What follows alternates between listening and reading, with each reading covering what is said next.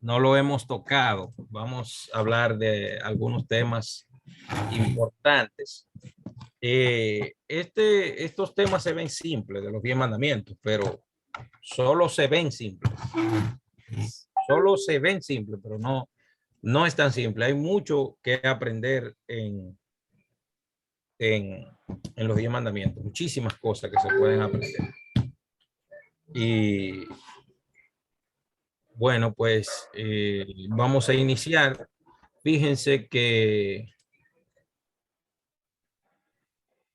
eh, vamos a hacer una pequeña introducción sobre qué hace interesante a los 10 mandamientos o qué lo hacen especiales. Una pequeña introducción. Y créanme que a partir de aquí vamos a tratar algunos temas relacionados con los 10 mandamientos que probablemente ustedes no lo han escuchado, y si lo han escuchado, pues de todas maneras, pues lo aprenden, ¿verdad? Porque aprender nunca está de más. ¿Entiendes? Aprender nunca está de más. El aprendizaje es algo que trasciende el tiempo. Y bueno, pues vamos a hablar un poco sobre los 10 mandamientos. Bien, eh, como ustedes sabrán, eh, no existe tal cosa. Ya empezamos un poco problemático porque no existe tal cosa como 10 mandamientos. Chicos, si ponen su cámara me siento más cómodo pudiendo hablar con ustedes, verlos, dialogamos, etcétera. ¿Sabe? Me siento más cómodo en caso de que ustedes puedan poner su cámara. Bien, entonces, no existe tal cosa como 10 mandamientos. En hebreo esto tiene otro nombre distinto. No se llama, esto no se llama así. O sea, no es posible llamarlo de esta manera. Eh, en hebreo se llamaría así, aseret, ha, algo así como así, Hacer es Hadabri. no, hadi, Hadibri. hadibrot, Hadibrot. Ok. que vendrían siendo 10 sentencias principales o 10 categorías. ¿Entiendes? Esa sería la forma más básica de cómo nombrar eso. ¿Entiendes? Esa sería la forma más fácil. ¿Qué pasa? Déjenme enviar el link aquí que me lo están pidiendo.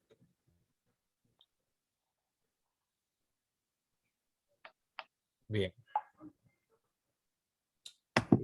Ese popularismo, conocido como los 10 mandamientos, o como la gente está impuesto a llamarlo, esto no tiene, dentro de la tradición del pueblo de Israel, eso no tiene, o sea, no tiene entrada eso. No tiene entrada. Los 10 mandamientos, Aseret Hadibrot, que como ya les expliqué, serían 10 sentencias principales o 10 categorías, fueron dados al pueblo de Israel, el pueblo judío, durante el pacto, durante el Brit. ¿Qué sucede con esto del Brit? Fíjense bien, hoy en día nosotros se le llama a la fe que tiene el pueblo de Israel con Hashem, con Dios, se le llama judaísmo. Pero la palabra más correcta para llamarle a la fe del pueblo de Israel con Dios sería así, fíjense. Sí.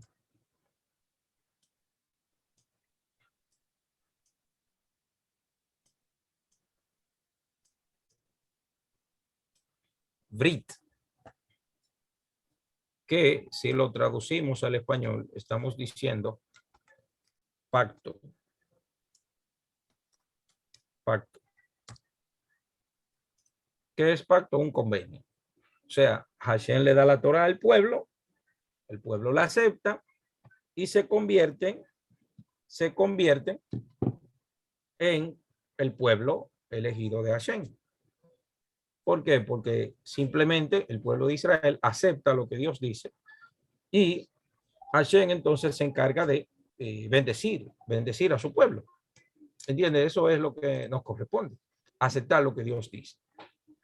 Entonces, este Brit, este pacto, es celebrado entre el pueblo de Israel y Dios, según el libro de Shemot, Éxodo capítulos 19 y 20. Éxodo capítulo 19 y 20.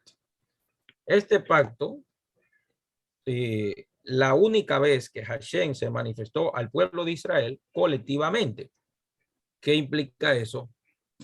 Que Hashem trata de que todo el pueblo escuche su voz para que nadie le diga a su compañero que fue un invento de Moisés, sino que cada quien entienda que sea testigo,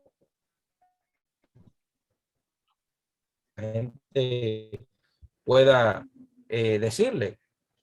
Fíjense que hoy, 3.300 y pico de años después, usted le pregunta a cualquier judío alrededor del mundo, sin importar dónde viva, el lugar donde esté, le pregunta cómo fue la salida de Egipto. Y todos le van a decir lo mismo. Mientras que probablemente en otras culturas, probablemente, digo yo, probablemente, uno le pregunte a diferentes personas en diferentes partes del mundo y probablemente no le den la misma respuesta. Probablemente no le den la misma respuesta. Sin embargo, a todo el pueblo de Israel, uno le pregunta y todos van a decir lo mismo. ¿Entiende? Entonces, en este caso, ¿cuál es el deseo de Dios al permitir que todo el pueblo de Israel se conecte? Se conecte y todo el mundo escuche la voz de Dios, todo el mundo se conecte y pueda tener una idea para que se entienda que esto no fue cuestión de un solo hombre, sino que todo el pueblo vio y oyó. ¿Y qué dicen los sabios de Israel de esto? Que en esa época no habían en el pueblo de Israel ni gente sordo ni gente ciego, porque el texto dice, todo el pueblo vio y todo el pueblo escuchó. Entonces, la Torá, al ser categórica, diciendo que todo el pueblo vio y todo el pueblo escuchó, implica que no habían gente sordos ni gente ciegos. Entonces, en este pacto Hashem se les revela a todo el pueblo colectivamente. Se conoce como la experiencia, la revelación de Hashem en el monte Sinaí. Bien. Mientras que para otros grupos, los 10 mandamientos están por encima de los mandamientos de la Biblia hebrea.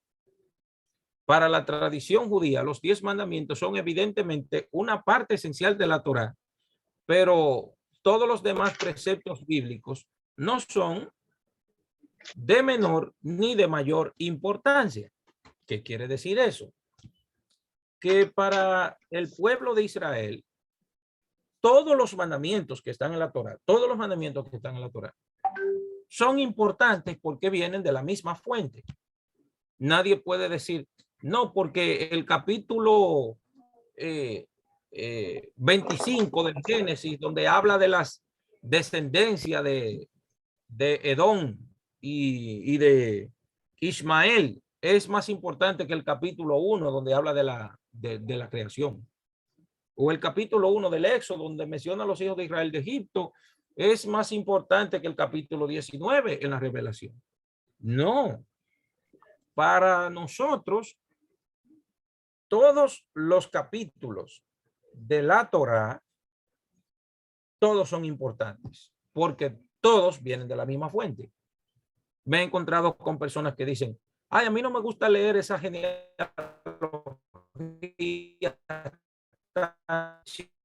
Usted no le puede llamar aburrido.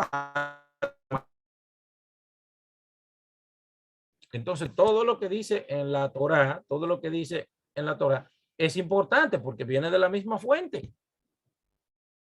Si no fuera importante, entonces Jesús no lo hablara.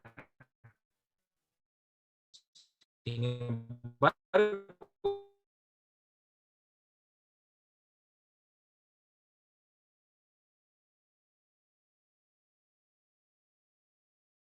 también tenía que enseñar la Torá, enseñar al pueblo. Y como un gran sabio de Torá que era, pues eso hacía. Entonces, evidentemente, una parte esencial de la Torá, pero todos los demás textos son importantes. Todos los demás textos. ¿Qué tienen de especial entonces los famosos Aseret Hadibrot, los 10 mandamientos? ¿Qué tienen de importante? Bueno, la Gemara en el Talmud, en el tratado de Makot, uno de los tratados que habla sobre los azotes, cuando una persona desobedecía o era culpable de un delito, pero que no era de muerte, establece la Torah, o establecieron los sabios que a esa persona se le daban algunos latigazos, ¿entiendes? Para que, o sea, una persona que tenía un comportamiento en el templo que no era digno del lugar de donde estaba, se le ofrecían esos, se le daban ese tipo de castigo. Porque como la Torah no tiene un castigo para eso, entonces los sabios impusieron que la gente que se acercaba al templo, pues tuviera un respeto al lugar, ¿entiendes? Se supiera dirigir. De hecho, en los evangelios encontramos cómo Jesús llega en un momento y ve que no están actuando bien en el lugar y empieza a sacar el comercio y todas las cosas, porque él repitió el versículo de Isaías donde dice que la casa de Dios tenía que ser una casa para todos los pueblos, una casa de oración para todos los pueblos. Y entonces Jesús, como comprendía esos textos, pues lo citó en el momento, o sea, que se le diera al templo un buen uso. Entonces, ¿qué dice el Talmud? El Talmud explica que los 613 mandamientos de la Torah, 611 fueron transmitidos por medio de Moisés, según Deuteronomio 33. Pero hubieron 2 mandamientos que el pueblo lo escuchó directamente de Dios.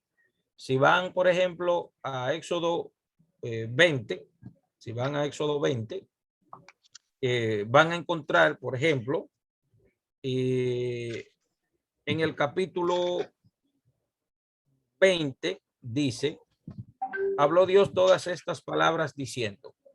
Entonces, en el versículo 2 dice, yo soy Hashem tu Elohim. ¿En qué tiempo, o sea, en qué persona está dicho este texto? Primera, segunda, tercera persona. ¿En qué persona está dicho? Pregunto. ¿Sí? ¿Lo? Y dice, yo soy el Señor tu Dios, que te saqué de la tierra de Egipto. Primera persona. Primera. Primera persona. Primera persona.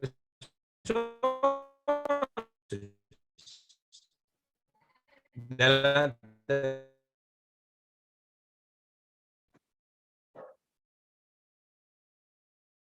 el pueblo de Dios, mientras que los otros 611 fueron transmitidos por Moshe, porque ya cuando entramos al tercero, dice, no te harás imagen ni ninguna semejanza de lo que esté arriba en el cielo, ni abajo en la tierra, ni en las aguas, ni debajo de la tierra. O sea, que ya aquí se nota cómo el texto cambia de primera persona a tercera persona.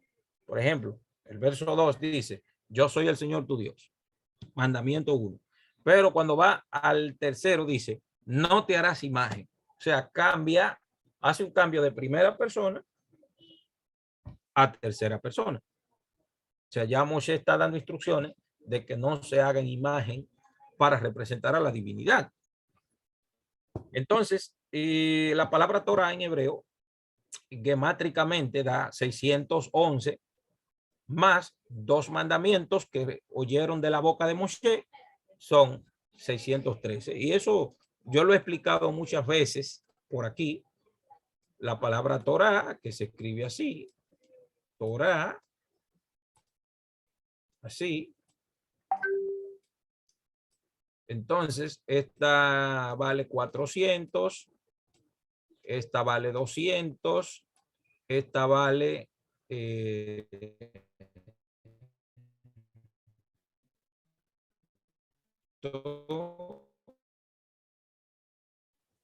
esta vale, déjame ver, esta vale 400, sí, 400.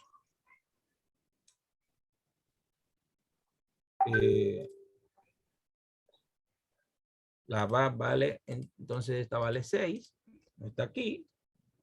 Esta vale 200 y esta vale 5. Para un total de 611 más 2 mandamientos escuchados por Hashem son 613. Ahí lo tiene, 613 mandamientos. Esto es parte de más o menos qué lo hace especial. Eso es, esas son una de las cosas que hacen a los 10 mandamientos especiales. Bien. He escuchado directamente de Dios. Veamos. De acuerdo a la narración explícita en el nivel Peshat, del entendimiento de la Torah,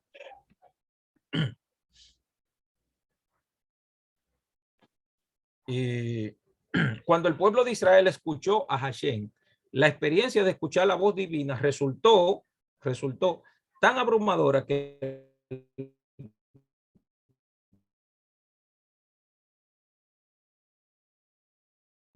¿entiende? Porque ya cuando Moshe está dando su discurso en el libro de Deuteronomio, dice, no vuelva yo a escuchar la voz del Eterno, nuestro Dios, para que no muramos. ¿Entiende? Por eso el pueblo sintió que podría morir. Entonces el pueblo pidió la intermediación de Moshe. O sea, le dijeron a Moshe, habla tú con Hashem. Dice, y le dijeron a Moshe, habla tú a nosotros y nosotros escucharemos lo que nos hable directamente Dios, porque sentimos que nos vamos a morir. Eso, aunque suena muy bonito, lo correcto era que todo el pueblo escuchara. ¿Entiende? Lo correcto era que todo el pueblo escuchara. Entonces, ahí, ¿cómo los sabios de Israel ven eso? Eso es un descenso espiritual. ¿Por qué? Porque no quisieron que Hashem les hablara directamente. Y la pregunta es, ¿quién no desea que Dios le hable directamente? Todo el mundo lo desea. En realidad, todo el mundo quisiera tener ese don.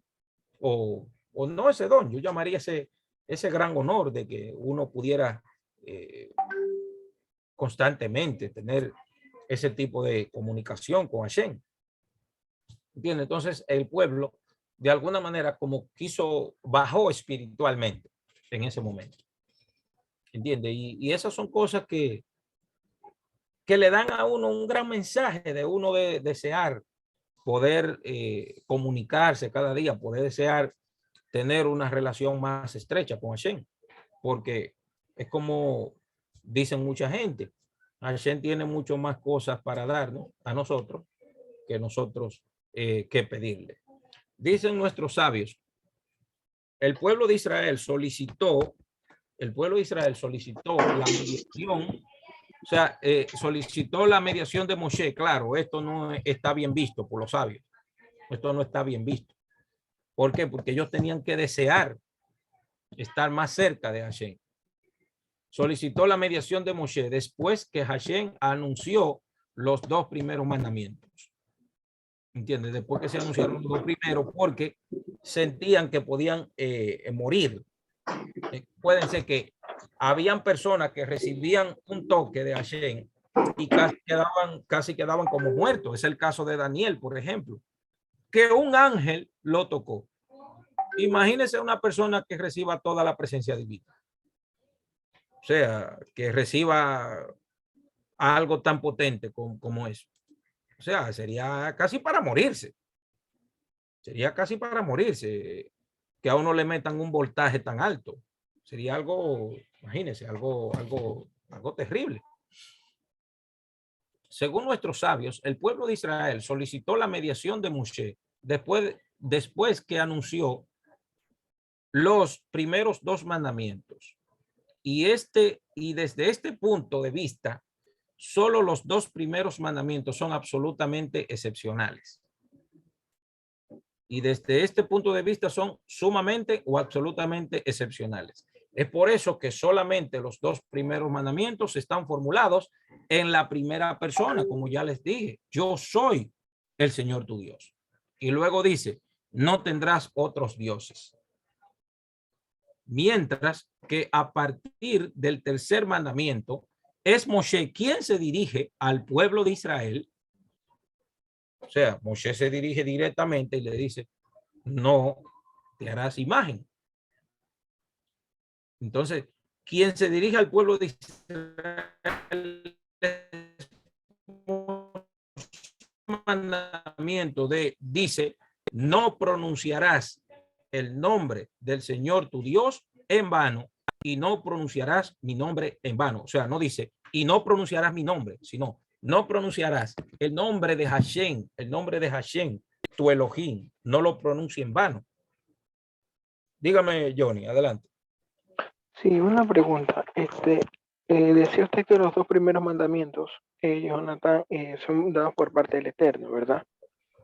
Sí. En el libro de Shemot, yo tengo hasta el capítulo 20, del versículo 4, dice, no te harás imagen. ¿Ahí está hablando Moshe o sigue hablando Hashem? No, cuando no te hagas imagen ya, porque ahí es que está el cambio de persona. El Ya, primero, ya, soy el Señor tu Dios. ya, Yo soy perfecto, el pero Señor tu Dios. ya, ¿por qué lo No digo? tendrás Porque, delante de mí, no tendrás delante ya, de mí, dice, no te harás ya, imagen de pero, Dios. pero ya, por eso le preguntaba, porque dice un ejemplo, no te harás imagen ni ninguna semejanza de lo que está arriba en el cielo, ni abajo en la tierra, ni en las aguas debajo de la tierra. 5, no te inclinarás a ellas ni las honrarás, porque yo soy Hashem tu Dios.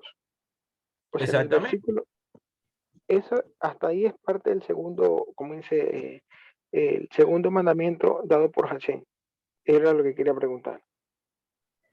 Sí, ¿Cuándo ya sí. entra Moshe? No, ya entra primero, yo soy, el segundo, no tendrás delante de mí, y luego cuando dice, no pronuncies el nombre del Señor tu Dios en vano.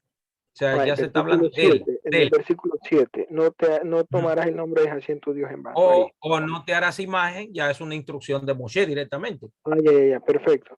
Porque lo que tenía Sí, que entendido que los 611 mandamientos eran los que se conocía, los que eran dados por parte de Moshe. Así es, ¿verdad? sí, sí, Ya, sí. perfecto. Gracias, Jonathan.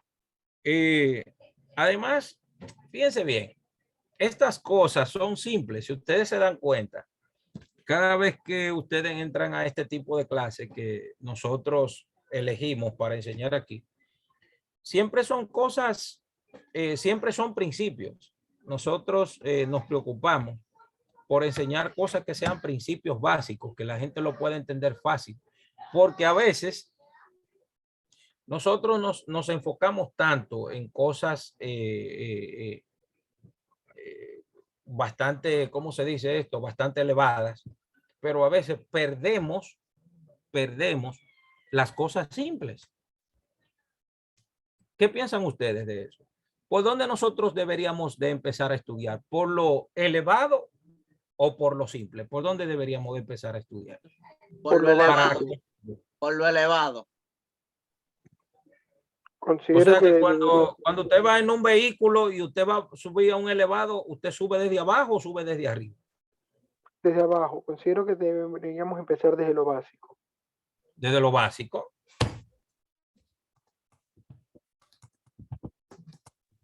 Usted antes de aprender, cuando usted aprende a leer, usted no empieza con las sílabas compuestas, usted empieza con las simples. Con la Para simple. empezar, para empezar, como él dice, a unir las unas con las otras. Considero yo así, Jonathan. Mire, por ejemplo, yo tengo programado, ya lo tengo programado, que nosotros estudiemos. Nosotros ya estudiamos los 13 principios de la fe judía, uno por uno, ¿verdad? Ahora vamos a estudiar los Aseres Hadibrot, los 10 mandamientos. Pero yo voy a estudiar, o sea, nosotros vamos a estudiar aquí las estructuras lógicas, las estructuras éticas y las estructuras morales de los 10 mandamientos. Lo que pasa es que esta clase de hoy es como una introducción al mundo de los 10 mandamientos, porque vamos a descubrir la relación del primer mandamiento del 1 con el sexto, del 2 con el séptimo, del 3 con el octavo, el 4 con el noveno, ¿entiende? Y del 5 con el décimo. Y vamos a relacionarlo, la estructura de los 10 mandamientos. Entonces,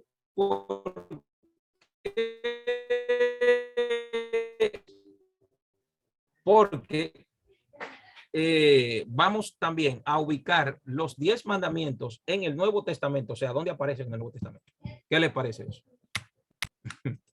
Sí. Vamos a ubicarlos todos. Escuché que alguien dijo algo. Profesor, Ajá. ¿puedo hacer una pregunta? Sí, adelante.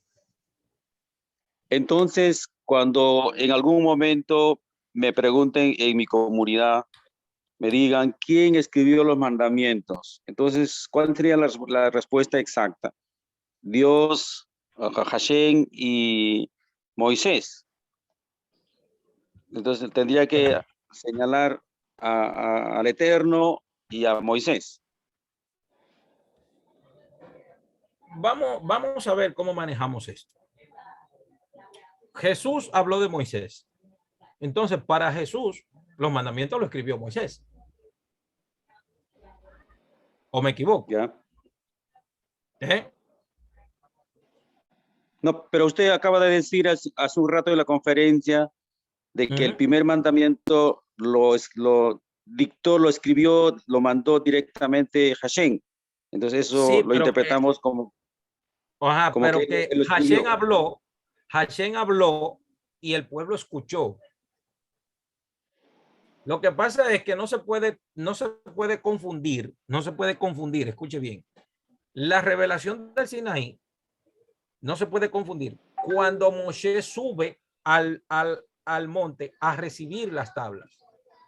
Son dos situaciones distintas. ¿Entiende la idea? diferente, claro, cierto. Son dos situaciones distintas, no se deben confundir. Son situaciones diferentes. No son situaciones, o sea, ¿cómo decirle? No ocurrió lo mismo. Acuérdense que cuando Moshe sube a recibir la Torá, es porque ya el pueblo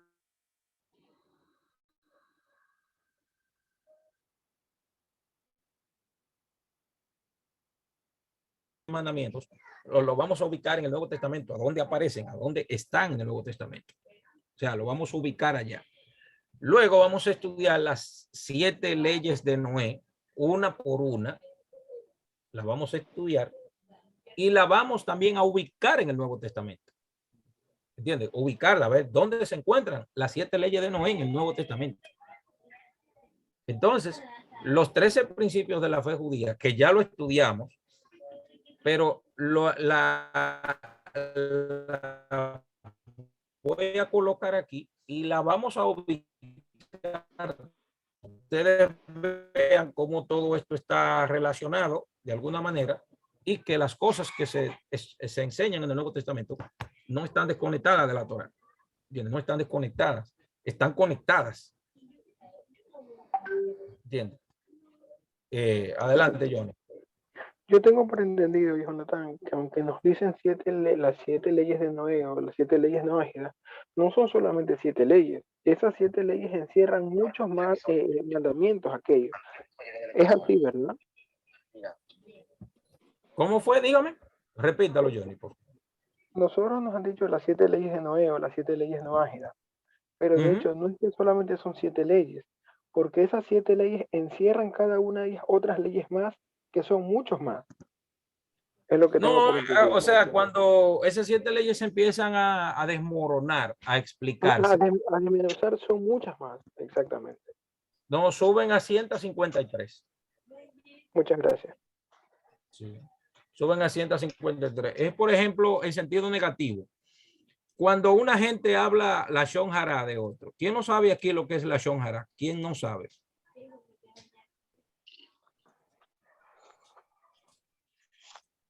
¿Alguien aquí no sabe lo que es la Lashon Hara? Bueno, yo no, todavía soy nuevo. Ah, ok. ¿Quién le dice en 3 palabras simples lo que es la Lashon Hara al profesor? Lengua maldita, lengua maligna. Lengua maligna. Ajá. ¿Alguien más? Vamos, Michael. Cuéntela. La Lashon Hara, profesor, es también lo que se conoce de una manera llana y simple en los sectores marginados o más comunes o menos prósperos, se pudiera decir, como el chisme. Es como usted decir una mentira de alguien, de una persona. O sea, que yo diga que Jonathan es algo sin serlo. Esas son palabras que Dios la toma en cuenta, pero ¿qué estamos usando? Nuestra lengua. Entonces, la Lashon Hara en su significado es la lengua maldita. ¿Por qué? Porque como nuestra boca tiene poder, cualquier palabra que nosotros también digamos hacia el prójimo malo, no solamente un chisme, sino también algo malo, se conoce como la Lashon Hara. Perfecto. Excelente. Jonathan, Excelente. quería contribuir algo con lo que dijo José. No solamente a pesar de que se diga mentira, sino que aún diciendo la verdad de alguien a su espalda. Y el ejemplo tenemos cuando Aarón y María murmuraron en contra de Moisés. Ellos nunca hablaron una mentira, dijeron una verdad, pero por cuanto murmuraron, cayeron en la Lashon Hara. Exacto, también es cierto. Sí, puede darse caso de que sea verdad también. O sea, la Lashon Hara es mejor no estudiar las leyes de la Lashon Hara. ¿Quieren saber por qué? Porque ¿Quieren vamos saber dando... por qué? ¿Quieren saber por qué? Mejor, sí, ¿quieren saber por qué es mejor no estudiarlo? ¿Quieren saber por qué, maestro? Yo tengo una idea, pero... Porque la Lashon Hara es hablar verdad de tu compañero, pero que tú no la dirías delante de él. ¿Entiendes? Exactamente. Entonces, yo no recomiendo que se estudie eso. Yo no lo recomiendo. Yo no lo recomiendo estudiar eso porque hay que ser sincero. Sí, el que estudia la Lashon Hara tiene que ser sincero. Entonces, no es que uno no trate de serlo, usted me entiende, no es que uno no trate de serlo, pero es un poco cuesta arriba. Sí.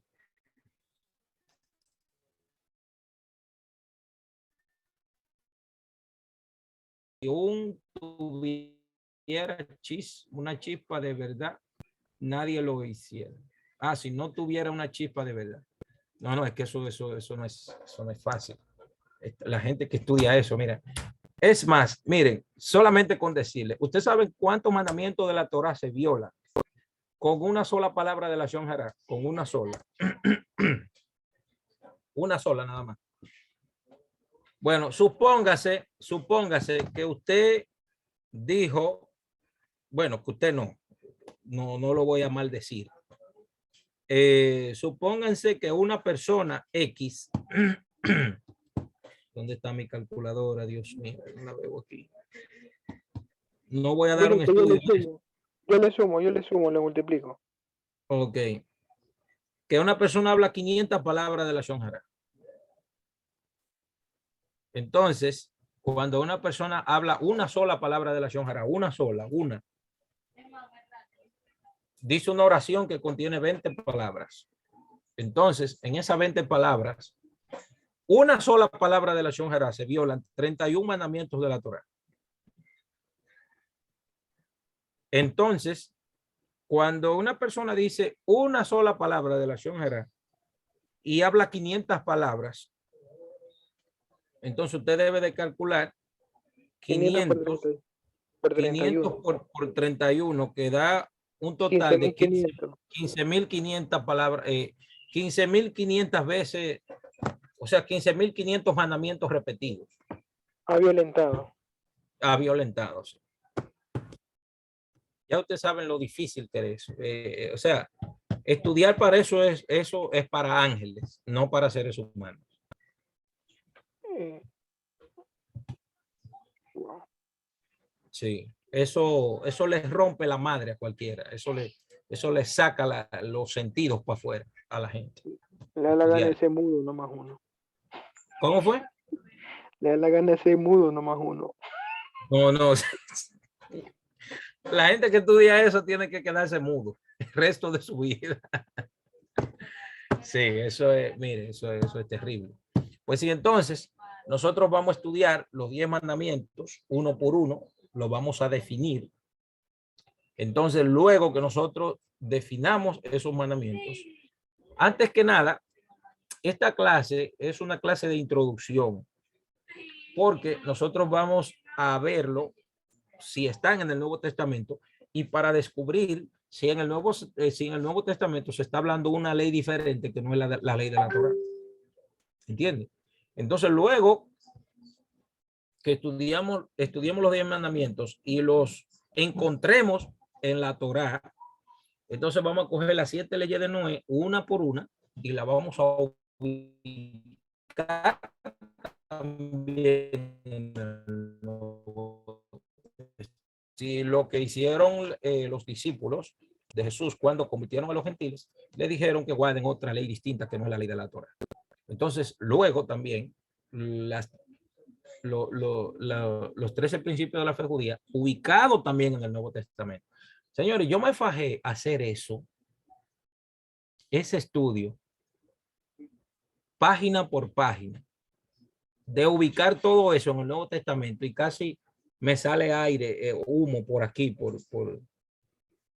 la cabeza.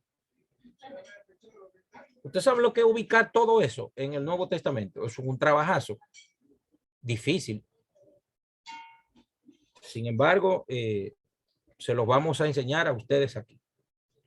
El primer mandamiento, para ir terminando ya, dice: yo soy Hashem, tu Elohim, que te sacó de la tierra de Egipto. Yo soy el Señor tu Dios que te sacó de la tierra de Egipto. ¿Qué hay aquí en este mandamiento? El primer mandamiento se nos presenta de un modo un poco ambiguo. Comprender lo que este mandamiento dice no resulta sencillo.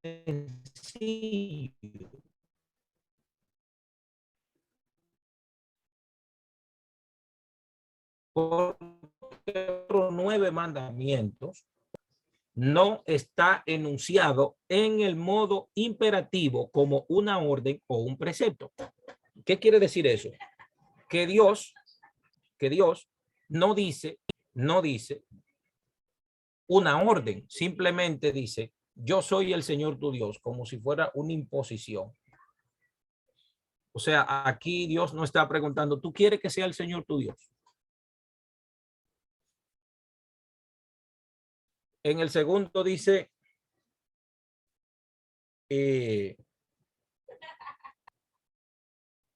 no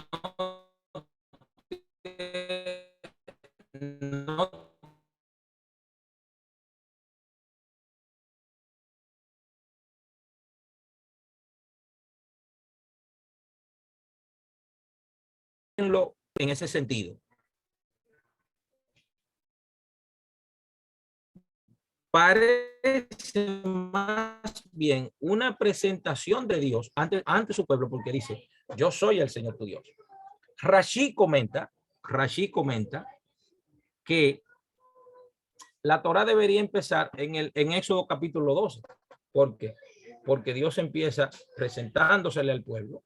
O sea, debiera también de empezar aquí, porque aquí Dios se está presentando. Sin embargo, en el principio Dios no dice nada, no sabemos nada de quién es Dios, de cómo es Dios, no sabemos nada. Parece más bien una presentación de Dios ante su pueblo. El texto dice literalmente así: yo, Hashem, tu Dios, que te sacó de la tierra de Egipto, de la casa de esclavos. Este mandamiento no está indicando aparentemente algo que tenemos que hacer o dejar de hacer, como en el caso de honrarás a tus padres. Fíjense que este mandamiento no dice hagan o no hagan, crean o no crean, sepan o no sepan. Dice simplemente yo soy el Señor tu Dios. No está enviando nada, es como una presentación que el Eterno está haciendo. Entonces, a diferencia de los otros 9, Dios da una orden directa, mientras que en este es un mandamiento que va directamente a la mente, al corazón. Yo soy el Señor tu Dios. Tienes que pensar, tienes que saber qué es Dios para el pueblo.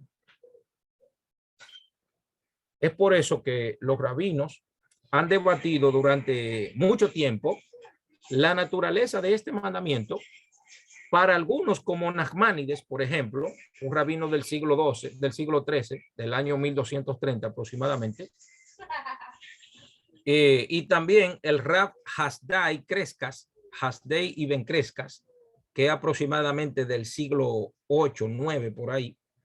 El primer mandamiento no expresa un precepto específico. Escuche bien, el primer mandamiento no expresa dice aquí, el primer mandamiento no expresa un precepto específico, sino que afirma la existencia de Dios. Por eso es que a veces uno le pregunta a la gente, déjame ver. Miren, yo voy a hacer una pregunta a una persona aquí, pero no es para burlarme, sino para que nosotros nos demos cuenta de cómo las cosas pueden ir mejorando. El iPhone, el contacto que está aquí, que dice iPhone, ¿quién es? ¿Quién es? El que dice iPhone. ¿Me puede decir quién es?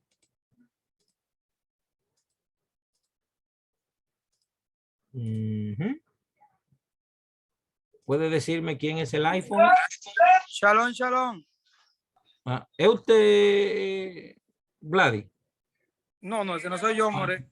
Ok. Bueno, Grace, ¿está por ahí, Grace? ¿Me escucha? Grace. Sí, profesor, muy buenas noches, bendiciones. Buenas noches. Grace, dígame el primer mandamiento, por favor. Profesor, el primer mandamiento que usted nos enseñó esa vez, pues era que el hombre debe multiplicarse. No, si me equivoqué, lo siento. Me cogí en rojo. Bien, O sea, ¿quién es? Dígame. Que debemos multiplicar la tierra. Ok. Todos están de acuerdo con Grace de que este es el primer mandamiento. Todos los que están aquí. Pueden abrir el micrófono, que ya terminamos la clase, por favor. Ya pueden participar. El Shema. Yo estoy de acuerdo con este mandamiento. Albert dice que el primero es el Shema. Yo estoy de acuerdo con Grace. Casarse es el primer mandamiento. Estamos de acuerdo con Gray, es el primer mandamiento. Ahora, el primer dicho es el que quizá algunos están pensando. Bueno, déjame preguntarle a Julio Lluvere. Julio, ¿cuál es el primer mandamiento, por favor? A Julio, ¿está por ahí? Sí, estoy aquí. Ajá, dígame, ¿cuál es el primer mandamiento? Bueno, yo estoy aprendiendo de ustedes, pero será, oye Israel, tu Dios uno es. Ok, Julio dice que ese es el primero. Johanan, ¿qué usted dice de eso? Sí, Johanan, ¿me escucha? Johanan escribió, dice Shalom, que es el shalom. tema. Sí, adelante, dígame, ¿usted está de acuerdo con que ese es el primero? Ajá, yo creo que es Shema Israel. Escucha Israel. Creo que ese es el primero. Ok, déjame ver. Mayor Aneudi, mi saludo para usted. Vamos por aquí. ¿Cuál es el primero? Dígame. Escucha Israel. Bien, déjame ver quién más. Profesor Jesús, dígame, ¿cuál es el primer mandamiento? Pues yo siempre apunto a lo que dice Éxodo 20, el primer capítulo, el primer versículo de Éxodo 20, que dice, yo soy tu Dios, que te saqué de la tierra de Egipto. Yo soy Hashem, ¿no? Yo soy el Eterno. Ok. Michael, ¿qué usted dice?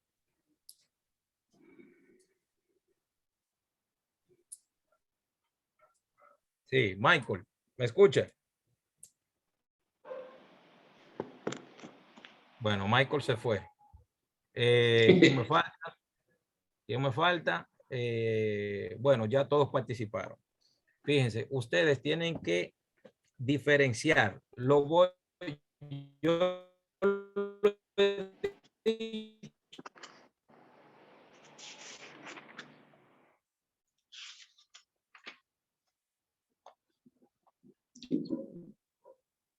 orden cronológico en sentido numérico desde el primero al último. El primer mandamiento es casarse, tener hijos. Ahora, el primero de las 10 categorías del tema que estamos hablando hoy, el primero de este grupo es: yo soy el Señor tu Dios. No lo confundan. Y el principal mandamiento es el principal, no el primero. El principal mandamiento es Shema Israel, Hashem Eloquenu, Hashem Eja. ¿Quién lo traduce? Oye Israel, el Señor nuestro Dios, uno es. No, está mal. ¿Quién lo traduce? Si usted me permite, se lo puedo decir. Adelante, Johnny. Ya, el primer mandamiento que se lo conoce, el principal mandamiento que se lo conoce como el Shema Israel es que amarás a Hashem tu Dios con todo tu corazón y de toda tu alma y con toda tu fuerza.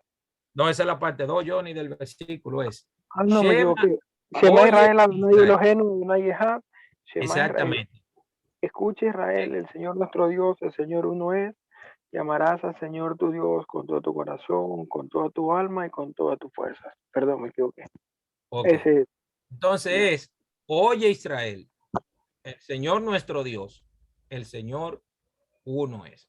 Porque hay gente que lo traducen de que, oye Israel, el Señor nuestro Dios uno es. No, no es así. No es el Señor nuestro Dios uno es. No es así. Es: oye Israel, el Señor nuestro Dios, el Señor uno es. No, el Señor nuestro Dios uno es. No, así no. Así no. Entonces tenemos primer mandamiento, orden cronológico: casarse, tener hijos, multiplicarse. Primero de la categoría de los llamados 10. Yo soy el Señor tu Dios. Y el principal mandamiento es este: oye Israel, el Señor nuestro Dios, el Señor uno es. En una clase más adelante, yo voy a explicar qué quiere decir en la boca de Jesús: oye Israel, el Señor nuestro Dios, el Señor uno es. Yo voy a explicar eso. ¿Por qué? Porque en el Evangelio de Marcos, y no tienen idea de lo que quiere decir eso en la época de Jesús, decir ese versículo. No tienen idea de qué quiere decir eso. El peso que tienen las palabras de Jesús al decir el Shema. Ese es el versículo de conflicto el día de hoy. Sí, sí. La gente no tiene, la mayoría de la gente no sabe la internalización, la fuerza, lo que conlleva, lo que arrastra que Jesús diga específicamente ese versículo o esa. Señores, el Shema es la profesión de fe más alta, más grande que hay en el mundo judío, en el pueblo de Israel. Decir eso. Para que lo sepan. Chicos, hemos terminado la clase del día de hoy. Preguntas y comentarios. Una pregunta. Entonces, Jesús de Nazaret no cumplió uno de los mandamientos principales, que era casarse y multiplicarse. Yo personalmente creo que él lo cumplió. Yo.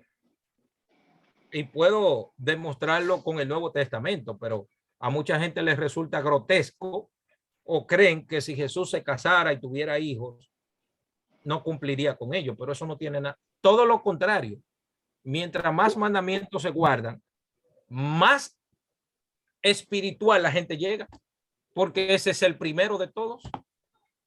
¿Por qué Jesús no podría cumplir con ese mandamiento? Jesús tiene que cumplir con ese mandamiento también. Ajá. Explíquelo, queremos escucharlo. De hecho, Jonathan, el domingo que estuvimos en la clase de Alajá, se recuerda, usted dijo que en este caso, con mucho respeto le digo, usted dijo que yo era más espiritual que usted porque yo tengo mujer y tengo hijos. Y yéndonos un poco, Claro. ya, ¿me entiendes? Además de aquello, pues mi intención no es tratar de perturbar a nadie, pero lo que nosotros conocemos como las bodas de Caná, de hecho, tengo por entendido que era el matrimonio de Yeshua como tal. Que se estaba... Sí, pero no se meta para allá ahora. ya. No se meta para allá ahora, porque usted sabe que tenemos gente que... usted me entiende ya, no tengo que... Tranquilo. Sí, claro. Chicos, preguntas y comentarios. Vamos. Bien, ¿les gustó la clase de hoy? ¿Aprendieron algo? Pregunto. ¿Aprendieron algo? Sí, abran su micrófono, abran su micrófono, exprésense, hablen, dialoguen. Sí, personalmente mucho. He aprendido bastante, sobre todo estoy valorando más el significado, descubriendo la riqueza de los mandamientos. Lo que yo aprendí a un plumazo, ahora lo estoy analizando, lo estoy viendo y lo estoy observando con más interés y con mayor espiritualidad. Y además voy viendo las distinciones